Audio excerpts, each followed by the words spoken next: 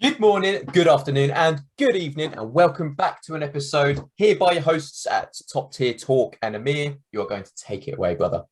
Yes, I will. Thank you. Another transfers weekly roundup. More activity this week than last week. First place to start at Chelsea signing Koulibaly. What's your lot's thoughts? Will he excel in the Premier League, or do you think Serie A is much slower? It's going to be difficult for him to adapt. What do you guys think of this signing? In my opinion, I think like being one of the top defenders in the Serie A means you'll do well in the Premier League. There's no like real reason why you're top of the Serie A, like one of the best in the Serie A for no reason. Do you know what I mean? Like I get Especially, Premier League's quite hard to adapt to because obviously everyone. But in my opinion, it's a harder league. Yeah. But you know, you've got the likes of T Silva next year as well. And obviously, you're probably going to come onto it, but I'm going to say it anyway. But you've got Kimpembe joining him as well, which is a bit of a young buck, which covers him for pace as well. So all he's got to be there for is to look big and be big. So I think he'll do it all right. Yeah, touch on that point, not even just in Serie A. I'm not saying he's the best in the Champions League, but obviously he's got years of Champions League experience. So that's also, he's played against English teams. That's going to help him. It's only going to help him. Yeah, some obviously Chelsea fans are saying it's a couple years, or other fans are saying it's a few years too late. Someone signing Koulibaly, but all I can say to that is look at Thiago Silva. You can see why. Look at Thiago Silva at 36 on a free, and we've already extended him for how many times now? I think as a defender, age is less of a factor than like a striker who maybe relies on pace, or a midfielder as such who obviously like Kante. If you see like as he's gone older, obviously his engine has obviously gone down. But I think as a defender, his time's much better to you, if that makes sense. You can read the game. You should yeah, if you read the game, you don't really need the pace. And I'm guessing about the signings. I think it's a statement signing. That's what I wanted. I said it last week. Want some statement centre backs to replace Rudiger. And obviously, El touched up on. We're obviously linked to Kimpembe and Koundé. Links obviously come back as well. If Chelsea get one of them two, do you think that Chelsea are contenders for the Prem, or do you still think we need to strengthen in other places? What do you think? Because they're three top centre backs to start, aren't they? And they could be top 10. I'm probably going to get laughed at, but I think 6 teams are title contenders for next season. 6 teams. What 6 teams would you say? The big six. The big six. Do you guys agree with this statement, or do you still think Liverpool and City are different levels? Because personally, for me, I still think it's No. I'm not saying like they're not going. I'm not saying like City or Liverpool are not going to win it. I reckon that probably City or Liverpool will win it. But I'm saying the other 4 will contend for it. They'll be pushing Man City and Liverpool on. Like it won't be a big gap. I think as you're right, the gap's gone a bit smaller, but I still think the gap's way too big to class it as a challenge. I still think Man City obviously are such a different level to everyone else. No, I disagree with that. Thinking about it, I disagree with the top 6. Obviously, touching on, I reckon their games against each other are going to be a lot closer because you could argue they're a lot more competitive now. For example, each of the top 6 have like rounded their team. They've got a big squad there, for example. But if you look at, and obviously, as I said, it kind of goes into somewhat, but if you look at Man City and Liverpool, they lose very few times against teams that are outside the top 6 for the sake of the argument. Yeah. Whereas you look at Arsenal, like the spine of their team still within reason going to be the same. You still got your Ramsdale, your Ben White, your Martinelli, your Saka, your Odegaard. Arsenal struggle, I'm sure you'll admit that earlier, against, like, for example, your Palaces or your West Hams and stuff like that. But like you see Chelsea got a bit. You look for Dan, just to stop you there, you're lagging quite a bit. Yes. So Dan takes us lagging, right? I was going to say, I think City will win the league because they're stronger than they were last season. I think Liverpool have come weaker. I do think Spurs will push Liverpool for second place, though. I think there's a battle for second place this season, not first. That can be taken by Spurs, not Chelsea. But United and Arsenal, for me, are not in that frame this season. What about Chelsea? What's your United's not. Second place. Like Chelsea. You're fighting for second place. I thought like no, not you. Arsenal top 4 at a stretch, maybe. But no, I just want to ask you, what's your, from a United perspective, what Chelsea's doing? Would you say potentially is it still another 3rd or 4th place position finish, or do you think potentially if they get for Chelsea, if they get Koundé or Kimpembe in, plus maybe a winger if that happens, or in a couple more signings, what would you? I think you can displace Liverpool. That would be that's the best you could do. That would be like the most successful season. But that's it. I don't see Man City not winning the league. That's no, I agree with you there. And I think obviously another place to sit, we're sticking with City, is they've just sold Zinchenko to Arsenal. El, are you happy about that signing? Yes, I am actually. I'm quite happy. I was going to touch on that actually. I was literally about to ask that question. 30 million for Zinchenko. Let's say, for example, 2-3 years ago when you saw Zinchenko play, he wasn't the best for City. You know, he came on as a sub for whoever was at left back at the time. I think it was Mendy, bless him. But you know, like at the time when he just came on, like in 2019, he wasn't the best. I mean, you can see he was a bit lacking in like a traditional Man City player who's like good on the ball, composed, really good. But as he's like the most like recent season in 2021, he was actually like a changed player. If you saw him in the Champions League final, he was absolutely superb against that Real Madrid side. And to welcome that sort of player, I remember Arteta was talking about maybe putting him in midfield. I don't know. But then I wouldn't want that type of player to be a backup, you know, because he's, in my opinion, last season, if he could bring that same quality that he produced last season into this Arsenal team, we're in for a nice treat. Because with the likes of Jesus, I know it's pre-season, I know I'm getting a little bit excited, but he's producing a lot of good stuff in the pre-season. So, you know, that's a bonus. So then obviously if Zinchenko brings a little bit of Man City like work attitude and work ethic to Arsenal, as I say, like it'll be interesting. Hopefully Tierney can keep fit, so then we can just kind of keep Zinchenko maybe, you know, as I say, in the midfield. I don't know, but good signing in my opinion. 30 mil is a bargain. I somewhat agree with you. I think it's a good signing because of his versatility. He obviously was a midfielder turned into a makeshift left back. But yeah, would he be a starter for you guys? I know he's a good cover for Tierney, obviously, because Tierney obviously starting choice. And in midfield, who would you say? Do you think he gets ahead of a Xhaka or not yet? Not yet. No.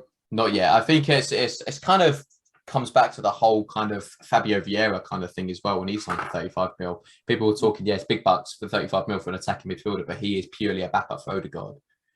I guess it's just kind of I guess it's a big push for Xhaka and Partey to kind of make sure they're on top of their game, because in my opinion last season their only kind of backup was like El Neni took a good long while to come into kind of good form, and Sambi kind of didn't find his ground properly for the Arsenal team. So then Partey and Xhaka were quite happy in their positions. Do you know what I mean? Yeah, whereas now, you know, obviously everyone's quite fit, and now Zinchenko's coming in. Now they're just like, shit, you know, we better actually be on form. Otherwise, our position's up for grabs. No, that's a good point to make. It's competition, and that's what the squad always needs to obviously enhance. And that's what I was going to say. Like last season, for example, Emile Smith-Rowe had a blinding kind of like start on the left-hand side, scored consecutive goals for like 4 or 5 games, was it? Unfortunately, the kid got injured, and then Martinelli came striking in, and because he knew the competition was there, he performed out his arse. Do you know what I mean, for the remainder of the season, and got the starting position left wing. So yeah, no, I get it. It's a competition's always good, and obviously Cucurella could potentially be going the other way, couldn't he? To City, and obviously makes them better as well. But I'm going to quickly go to Chavez. Martinez done.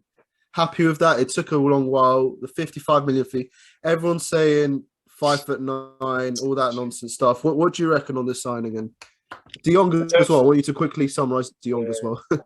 I don't think I've ever seen someone's height get so focused on in the last few days. I mean, I remember Arsenal were going to sign Martinez, and height wasn't an issue then.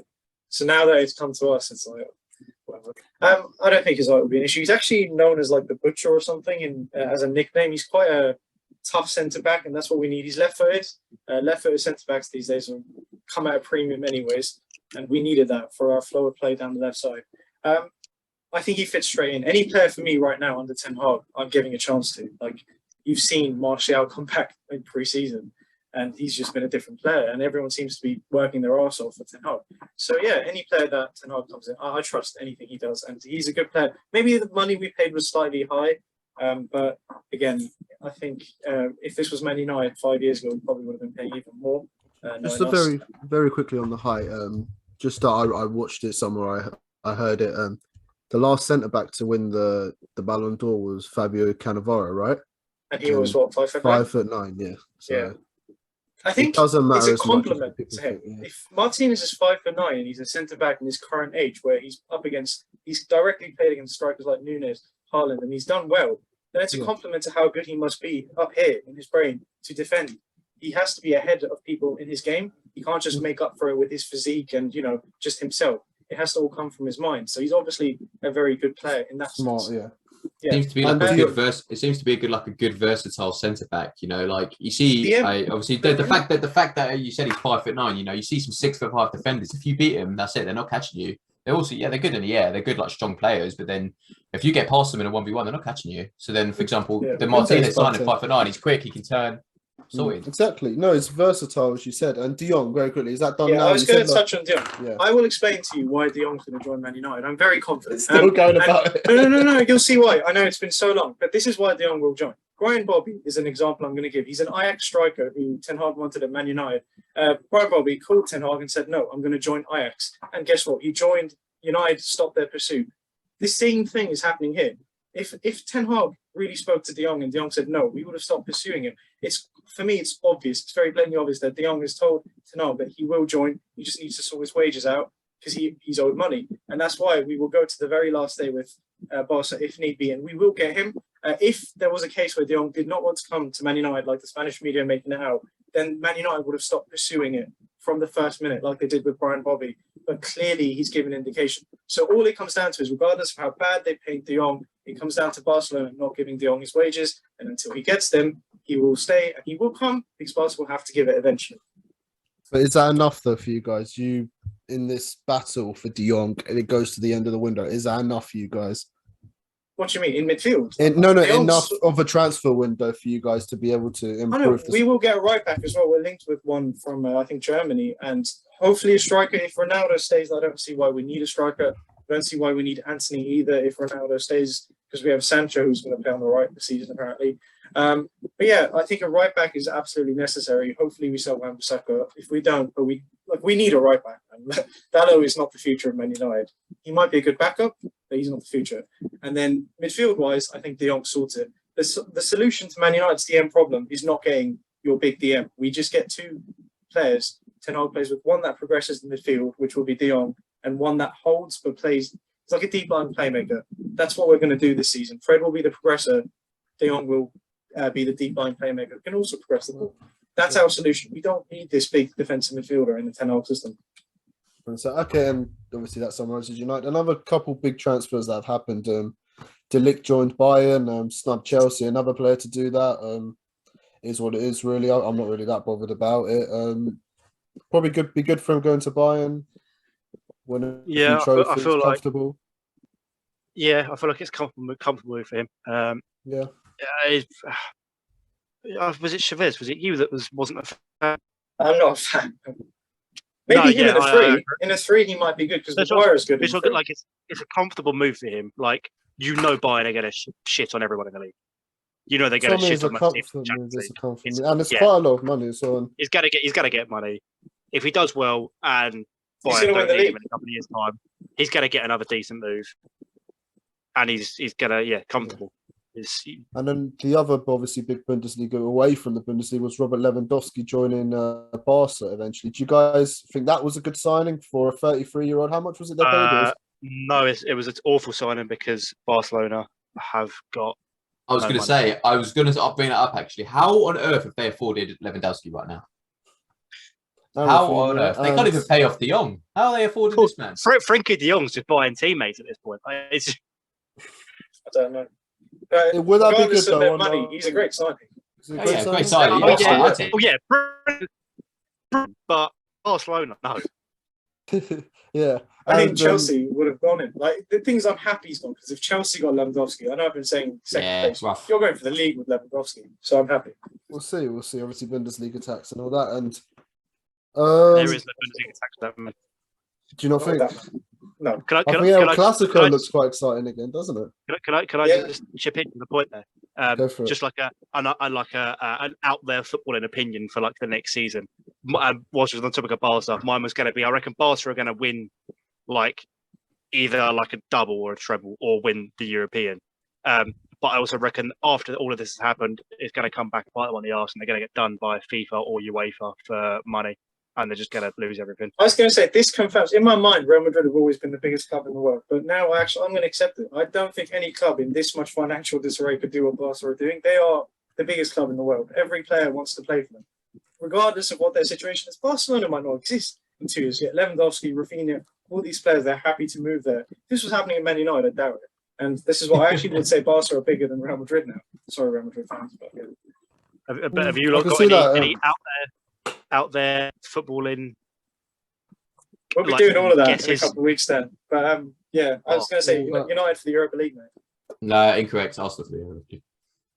What, Arsenal winning a European Cup? Footballing opinions. Nothing for me really. Any other signings? Obviously Sterling happened last week. I think Dan wanted to make a little discussion about Sterling. Go right. For it. So I was having a discussion with someone the other day. Is Raheem Sterling world class? Yes. No. And as a Chelsea fan, I'm going to answer that no as well. No. No, he delivers. What? That's disrespectful. No, he's a good no. I'm not saying he's not a bad player. I'm just saying world class is different gravy. Like Sterling's here. If his finishing was there, he probably would be world class. But world class is like here compared to Sterling. There's very few players in world. Martinelli's world class. Right, end it. Right, thanks for watching. No, I think the missed chances obviously hurt him being world class, and I don't know. I think he's a good Premier League player, but that's he's an amazing footballer. But I think that's all he'll be, to be honest, in my opinion. Okay. Yeah, no, I don't think he's world class.